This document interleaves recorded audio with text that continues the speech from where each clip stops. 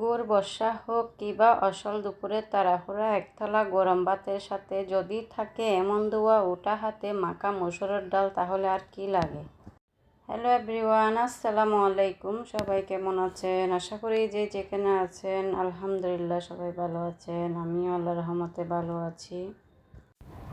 আজ তৈরি করছি একদম খাঁটি বাঙালি স্টাইলে হাতে মাখা মসুরের ডাল। প্রথমে ডাল ভালো করে ধুয়ে ফ্রাই প্যানে দিয়ে দিচ্ছি কুচানো পেঁয়াজ, রসুন, তেজপাতা, সামান্য হলুদ আর রান্না আসল জাদু খানিকটা খাঁটি সরিষার তেল। এবার হাত দিয়ে সব কিছু খুব ভালো করে মেখে নিতে হবে। এই হাত দিয়ে মাখার মধ্যে লুকিয়ে আছে আসল স্বাদ। মাখা হয়ে গেলে পরিমাণ মতো পানি দিয়ে ডালটা চুলায় বসিয়ে দেব। ডালটা যখন ফুটে উঠবে এবং সিদ্ধ হয়ে ঘন হয়ে আসবে, তখন একটা ঘুটনি দিয়ে ডালগুলো ভালো করে একটু ঘুটে নিব।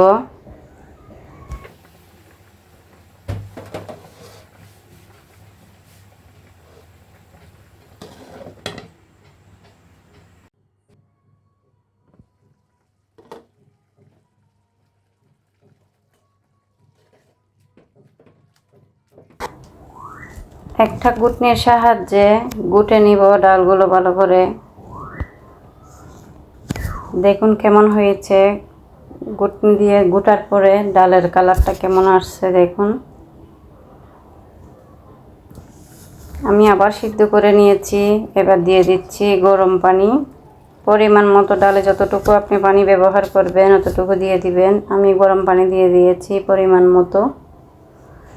এখন আবার ডালটা সিদ্ধ করে ওঠার পরে পরিমাণ মতো লবণ দিয়ে দিচ্ছি। আমি লবণটা যেহেতু আগে ব্যবহার করিনি, লবণ দিয়ে দিলাম। এখন ডালটা বলক ফুটে গেছে। আমি ডালটা বাগার দেওয়ার জন্য রেডি হচ্ছি। ফ্রাই প্যান বসিয়ে দিলাম। দিয়ে দিলাম পরিমাণ মতো সরিষার তেল।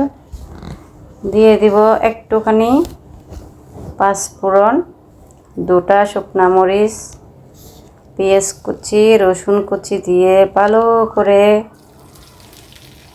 গোল্ডেন ব্রাউন কালার করে নিব। করে নিয়ে ডালে চাঁদ করে ঢেলে দিব। তাহলে হয়ে যাবে আমার ডাল রেসিপি। এমন মসুরের ডালের রেসিপি থাকলে দুপুরে এক থালা ধোয়া ওঠা ভাত কিন্তু এমনিতেই শেষ হয়ে যায়, আর কিচ্ছু লাগে না।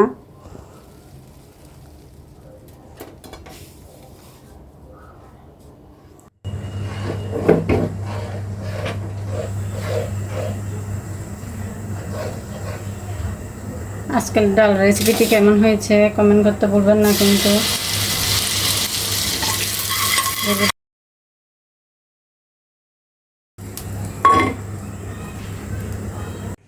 রেসিপিটি কেমন লাগলো কমেন্টে জানিও।